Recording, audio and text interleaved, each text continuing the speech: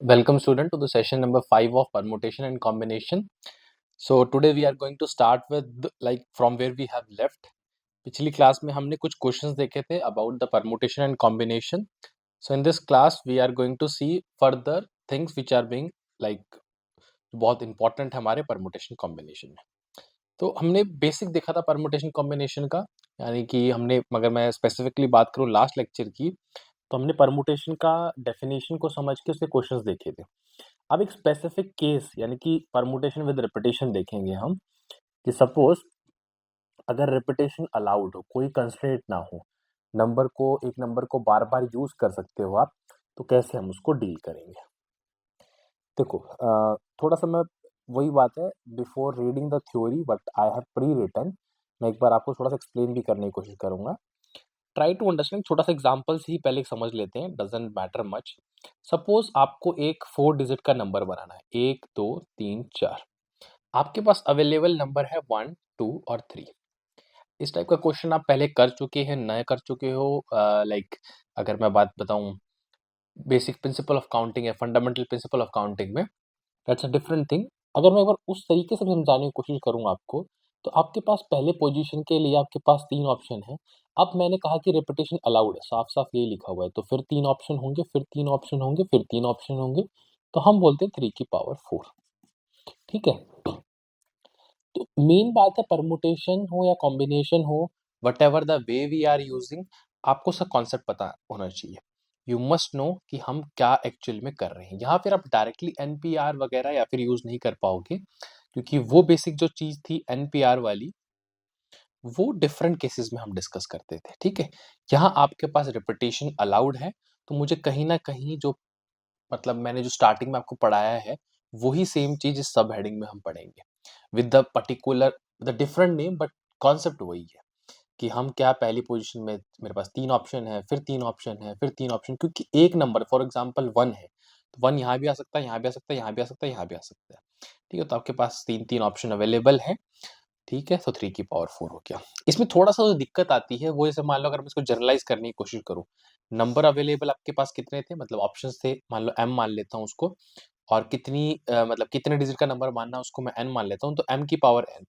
तो फॉर्मूले में हम जनरली m की पावर n ऐसा कुछ बोलते हैं, लेकिन m किसको लेना है, n किसको लेना है, तो कंफ्यूजन होती है. ये कंफ्यूजन आपके प्रैक्टिस से दूर होगी और इस चीज को थोड़ा देखते हैं. तो चलो ठीक है, ये ब्रीफ था, मतलब अबाउट की रिपीटेशन हो रही है तो क्या हो रहा है.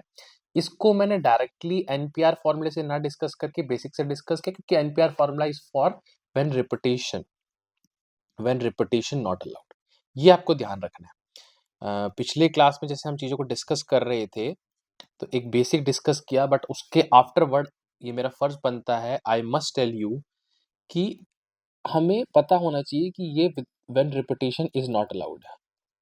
ठीक है. मैंने रिपीटेशन अलाउड मतलब रिपीटेशन लिख के छोड़ दिया था, बट डू रिमेम्बर कि रिपीटेशन नॉट अलाउड के केस में. तो थोड़ा सा और देखते हैं. Now what is written here, उसको पढ़ते हैं and now try to understand क्या मतलब है उसका. See, this kind of problem occur with a permutation of different objects in which some of the objects can be repeated. Some या फिर मतलब ठीक है, सबको भी सारे भी रिपीट कर सकते हैं, सम. ठीक है. सम एंड ऑल, मतलब यहाँ लिखा होना चाहिए the number of permutation of n different object taken are at a time when each object may be repeated any number of time. मतलब कितनी भी बार रिपीट किया जा सकता है उसको, तो वो n की पावर r. जैसे मैंने वहां पर m और n लिया था, यहाँ हमने नंबर को लिया है n और r. अब मैंने यहाँ n की पावर r तो बोल दिया, लेकिन कंफ्यूजन क्या होती है, r क्या होता है, n क्या होता है, क्वेश्चन में पता लगाना होता है.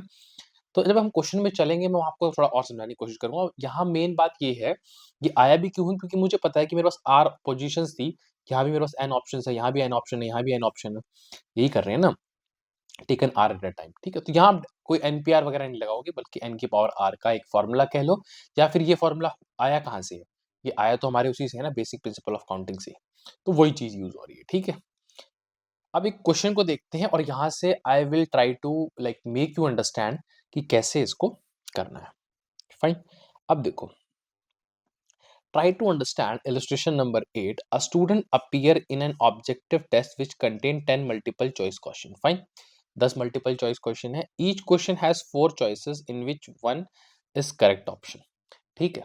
अब मैं अगर डायरेक्टली बोलूँ आपको, जैसे मतलब इतना भी समझ आ रहा है रिपीटेशन वगैरह कुछ, और आप बहुत जल्दबाजी में कुछ हो, तो आप क्या बोलोगे 10 की पावर 4 या 4 की पावर 10?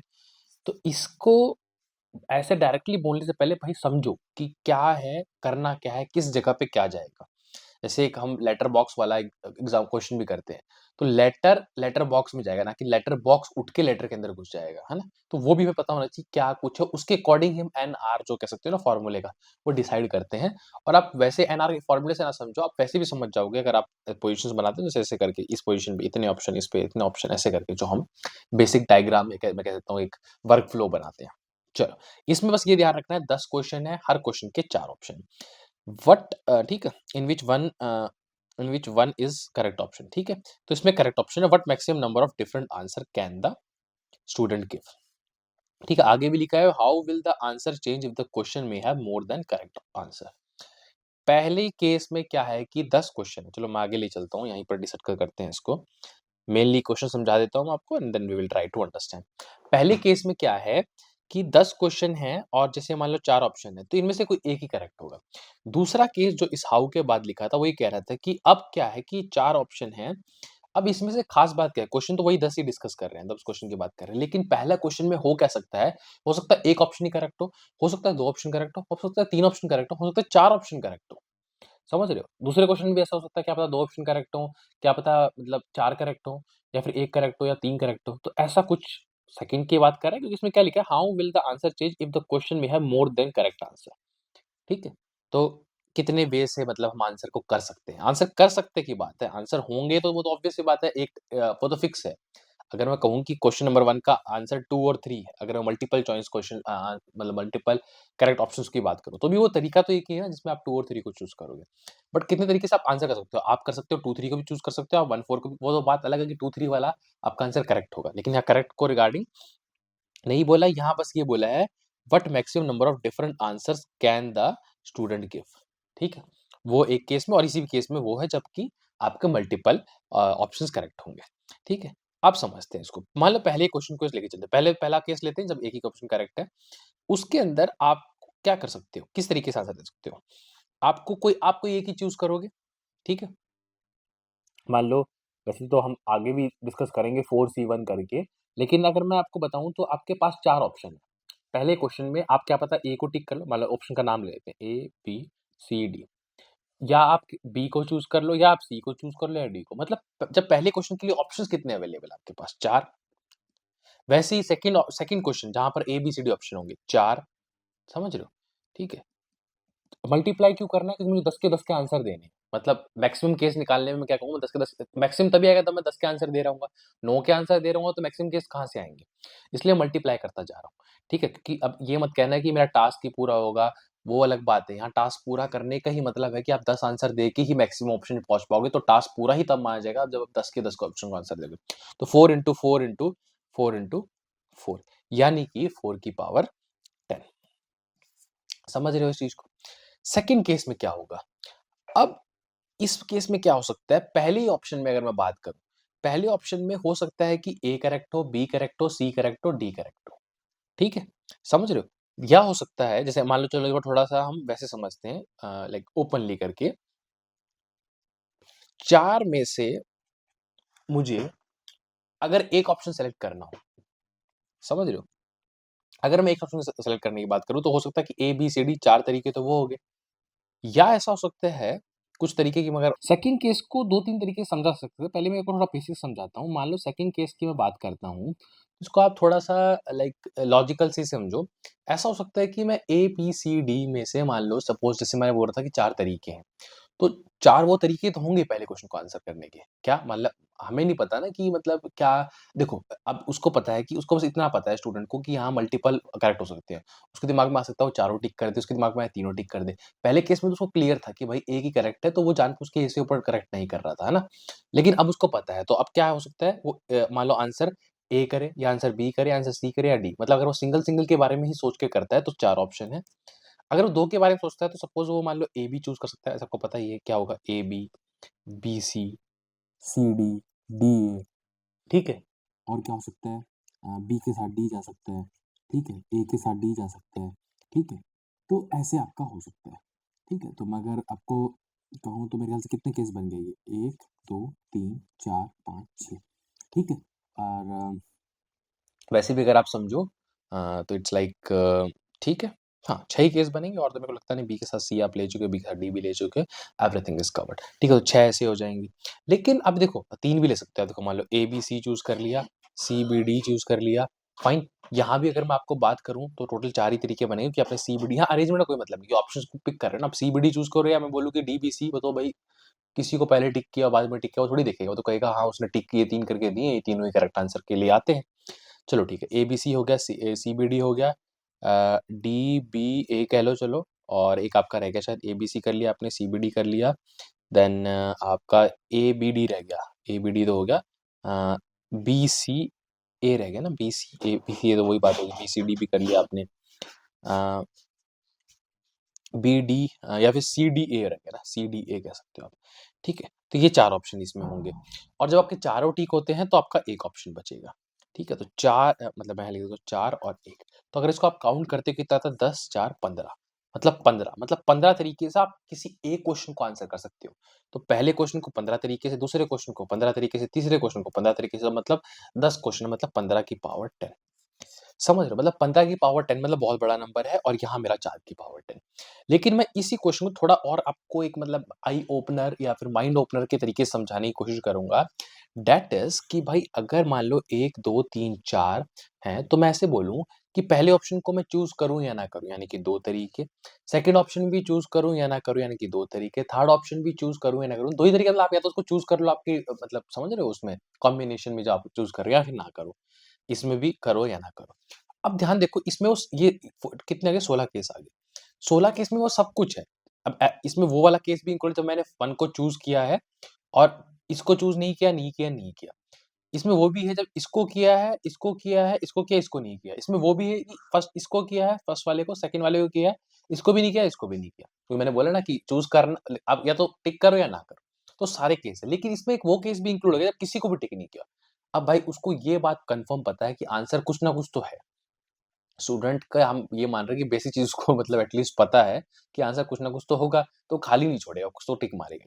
तो एक ऑप्शन वो माइनस हो जाएगा, तो 15 ही ऑप्शन अवेलेबल पड़ेंगे। तो मतलब ये तरीका एक अलग तरीके से सोचने का है, तो वही बात है कि 15 आपके पहले क्वेश्चन के तरीके, दूसरे के लिए 15, तीसरे के लिए 15, करते-करते आपको 15 की पावर 10 मिल जाएगा। Main thing I want to make you understand is कि भाई इस तरीके से भी क्वेश्चन को किया जा सकता है कि सोचने का नज़रिया बदल के और क्वेश्चन को फास्ट तरीके से किया सकता है। अदरवाइज़ क्योंकि यहाँ क्या था, यहाँ तो मेरे पास चलो मैं समझ गया कि चीज़ें थोड़ी छोटी थी, ए, बी, सी का पेयर था, लेकिन आप हमेशा थोड़ा करोगे तो it will be difficult for you. तो ये थोड़ा-सा उस टाइम पे ये वाली अप्रोच या ये वे ऑफ थिंकिंग, यहाँ बहुत सारी चीज़ें कुछ फिक्स टेम्पलेट से काम नहीं करेगी कि ये यहाँ यूज़ होगा, ये यहाँ यूज़ होगा।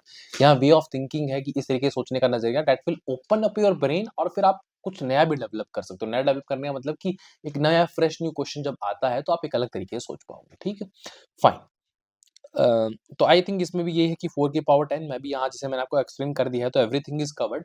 तो आई विल नॉट रिकमेंड कि आप इसको पूरा प्रॉपर्ली पढ़ो या ना पढ़ो, दैट्स नॉट लाइक मैं कोई फोर्सफुल नहीं कहूँगा, ठीक है? और मेन थिंग कि आपके पास यहाँ चलो ये हाँ, यहाँ पे देखो इसने बोला है कि 2-2 लेके इसने बोला कि 16 पॉसिबल वे होंगे। फिर साफ-साफ इसने पक्का लिखा भी होगा कि but this includes the case when all the 4 choices are incorrect. मतलब एक खाली वाला केस भी आ रहा है, तो वो तो माइनस करना पड़ेगा ना भाई, तो एक माइनस करते 15 आ जाएगा। अब 15 की पावर 10 ने पक्का आंसर दिया हुआ है। That's a prewritten solution, that's the main thing about this, आपको समझना है।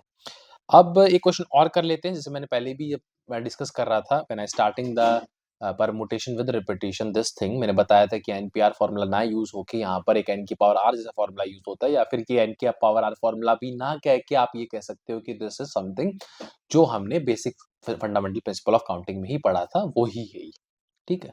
अब देखो देयर आर 7 लेटर्स और ये इसके बारे में मैं डिस्कस कर रहा था, more you can able to understand here, ठीक है। There are 7 letters and 5 letter box, ठीक है। जैसे मैं लेटर बॉक्स बना लेता हूँ, एक ये है, 2 ये है, 3 ये है, 4 ये है, 5 ये। मैंने उस केस में भी आपको समझाया था कि लेटर लेटर बॉक्स में जाएंगे, ना कि लेटर बॉक्स उठ के कि भाई लेटर के अंदर घुस जाएगा, छोटा सा लेटर होता है फट जाएगा वो तो। In how many ways can you put the letter in the box, किस तरीके से। अब देखो पहला जो लेटर है आपके पास 7 लेटर है ना, उसके पास 5 तरीके हैं, मतलब 5 ऑप्शंस अवेलेबल है। वो यहाँ आ सकता है, यहाँ आ सकता है, यहाँ आ सकता है, यहाँ आ सकता है, यहाँ आ सकता है। चलो इसमें से कोई एक ऐसा रैंडम केस उठाते हैं, मतलब बहुत केस होंगे। कुछ ऐसा केस होगा कि मतलब मैं कह सकता हूँ 7 लेटर में से 3 लेटर यहाँ पड़े हैं, 7 4 बच गए ना, 2 यहाँ पड़े, 2 यहाँ पड़े। एक केस किसी की बात कर रहा हूँ। एक ऐसा केस होगा कि सातों लेटर इसमें पड़े हैं, समझ रहे हो? एक ऐसा केस होगा कि 6 लेटर इसमें पड़े हैं, 1 इसमें पड़ा है, मतलब बहुत केस हो सकते हैं। तो अब इसको ये तो मैंने एक आपको थोड़ा वैसे ब्रीफ कर दिया। अब समझो कि पहले जो लेटर है उसके पास 5 ऑप्शन अवेलेबल है। वो यहाँ जा सकता है, यहाँ जा सकता है, यहाँ जा सकता है। ऐसे ही दूसरे लेटर के पास भी 5 है, तीसरे लेटर के 5 है, सबके पास 5 ऑप्शन है ना भाई, वो किसी भी जगह जा सकता है।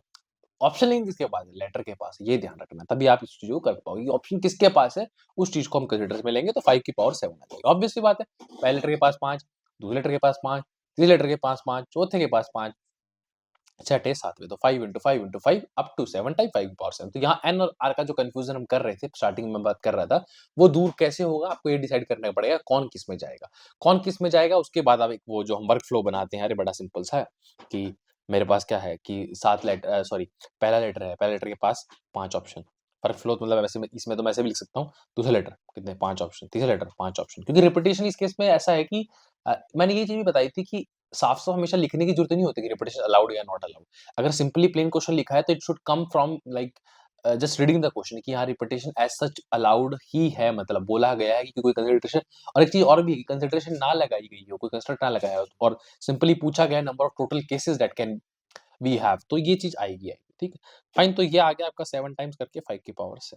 ठीक है, इसमें कुछ प्री रिटन लिखा होगा, आई विल टेल यू। ये देखो कुछ एग्जॉस्टिव अप्रोच करके बात करी है। I don't want to confuse you with this particular terminology, क्योंकि ये कोई स्टैंडर्ड टर्मिनोलॉजी नहीं है। This is something like bookish language of different different books. किस बुक में आपको ये वर्ड भी ना मिले, तो इसमें कोई आपको पढ़ने की मैं कहूंगा कि ऐसा कोई जरूरत नहीं है। You can skip it. Exhaustive approach कुछ खास नहीं है इसमें। आप ये समझ लो जो मैंने बताया कि कौन किस में जाएगा, ये अगर आप डिसाइड कर लिया, उसके बाद आप वर्क फ्लो कैसा ही बनाओ। एक ऐसे ऐसे ये जो हम बनाते हैं ये वाले लाइक डैश डैश बना के, ये इसमें ऑप्शन, इसमें इतने ऑप्शन, या फिर what ever the way you, मतलब आपके एक थिंकिंग का जो वर्क फ्लो वो बन जाएगा आपका, अगर आप ये सोच पाए कौन किस में जाएगा बस। तो वही लिखा है इस एग्जॉस्टिव अप्रोच में, एक नाम देके, but don't need to understand, क्योंकि कोई फिक्स चीज नहीं। जैसे मैं आपसे पूछूं प्रोबेबिलिटी डेफिनेशन, आपको पता होना चाहिए प्रोबेबिलिटी का मतलब क्या होता है। मैं आपसे पूछूं डेफिनेशन का डेफिनेशन, लेकिन कोई आपसे ये नहीं पूछेगा एग्जॉस्टिव अप्रोच क्या होता है। भाई ये तो बस एक हमने अपने हिसाब से एक नया टर्म बना के चीजों को एक्सप्लेन करने की कोशिश की, और डोंट वरी अबाउट दैट। ठीक है, ये हो गया। एंड 5 की पावर 7 इसका आंसर है। फाइन। उसके अलावा बस ये इन्होंने बोला है कि सिमिलर क्वेश्चन ऐसा भी हो सकता है कि how many ways 10 rings can be worn in 5 finger. अब ये सोचो कि रिंग के पास 5 ऑप्शन है ना, फिंगर 5 है, यानी फिंगर घुस के रिंग के अंदर जाएगी। ये चीज वैसे बोली जा सकती है। देखो आप ऐसे समझो कि 10 रिंग पड़ी है, ये है 10 रिंग्स और ये है 5 फिंगर्स। अब इस केस में अगर मैं बोलूं रिंग के पास, पहली रिंग के पास, देखो मैं अगर बात करूं कि आपके पास ऐसा केस बनेगा ना भाई, जिसके अंदर मान लो एक फिंगर है, जैसे फिंगर नंबर 1 कह लो, index finger, whatever I want to say, उसमें 10 की 10 रिंग डाल दिया आपने। मैं वैसे ये ऑब्वियसली वियर्ड बात है काफी, लेकिन वैसे बात कर रहा हूँ कि 10 की 10 रिंग डाल दी। तो हो क्या रहा है, मतलब मैं रिंग डाल रहा हूँ। अब इसको अलग तरीके से सोचने की कोशिश करो कि मैंने एक फिंगर ली, उस फिंगर को 10 की 10 रिंग में डाल दिया। भाई एक फिंगर को, वो बात अलग है कि उस केस में जो पहनावा आएगा, मतलब एक फिंगर के अंदर 10 डलेंगी, लेकिन मैं इसको ऐसे नहीं बोल पाऊंगा ना भाई। देखो अब इसको ऐसे समझो कि दो फिंगर, अगर आप मतलब फिंगर का ऑप्शन लेकर, पहले फिंगर को आपने किसी फिंगर में डाल दिया, सॉरी किसी रिंग में डाल दिया, दूसरे को डाल दिया, तो कहीं ना कहीं आपको थोड़ा वियर्ड लगेगा सोचने में। तो मैं यही कहूंगा कि रिंग फिंगर में जाएगी, मतलब ज्यादातर इंस्ट्रूमेंट मतलब ऐसा है कि रिंग को ही डालोगे आप। ठीक है, फिंगर को जाके रिंग में डालना is like something weird type of way of speaking. तो क्या होगा, आप क्या कर रहे हो, रिंग को फिंगर में डाल रहे हो, मतलब पहली रिंग के पास 10 ऑप्शन, दूसरी सॉरी 5 ऑप्शन, दूसरी रिंग के पास 5 ऑप्शन, तीसरी रिंग के पास 5 ऑप्शन, तो 5 की पावर 10 आएगा ना कि 10 की पावर 5। तो ये कंफ्यूज नहीं होना है, चीजें क्लियर होगी होंगी लेटर बॉक्स से भी, इससे भी। ऐसे तो देखो लेटर बॉक्स में भी मैं कह सकता हूँ कि लेटर बॉक्स जाए और बोले कि भाई आ लेटर घुस जाए, लेकिन घुस तो कुल मिला के लेटर ही रहा है ना, तो यहाँ भी फिंगर गई तो आगे कुछ तो रिंग ही रहेंगी ना। ठीक है, वो चीज समझो। तो दैट्स अ थिंग। अब I think it is clear, और इसमें I don't like permutation of alike object, I will be discussing in the next session. इस सेशन में हमने कुछ ज्यादा नहीं डिस्कस किया, we just like focused much upon की रिपीटेशन कब सोचना है, कब हमें खुद समझना है कि रिपीटेशन ऑल लाइक दिया गया है क्वेश्चन में, और कब और उसका कैसे एप्लीकेशन। एन की पावर आर को ऐसे फॉर्मूले से मत रटो, समझो कि एनपीआर यहाँ एप्लीकेबल नहीं, क्योंकि एनपीआर होता है जब रिपीटेशन अलाउड नहीं होती। तो कहीं ना कहीं मुझे फंडामेंटल प्रिंसिपल ऑफ काउंटिंग ही करना है, उसके ही बिहाफ से वो एन की पावर आर बना है। एज सच लोगों ने एक मतलब हवा बना दी कि एन किसको आर किसको लेना है, बट ये इतना भी टफ नहीं है, आप सिंपल समझो कौन किस में जाएगा, और वो fundamental principle of counting he apply हो रहा है। ठीक है, that's all about this session. थोड़ा सा आप इस सेशन को रिवाइज भी कर सकते हो after again like by rewatching the video. You can refer your notes. मैंने जैसे आपको कहा है, you have to make your notes whatever it is, practice questions also again. And yes, thank you so much for attending session. We'll be meeting in the next session now.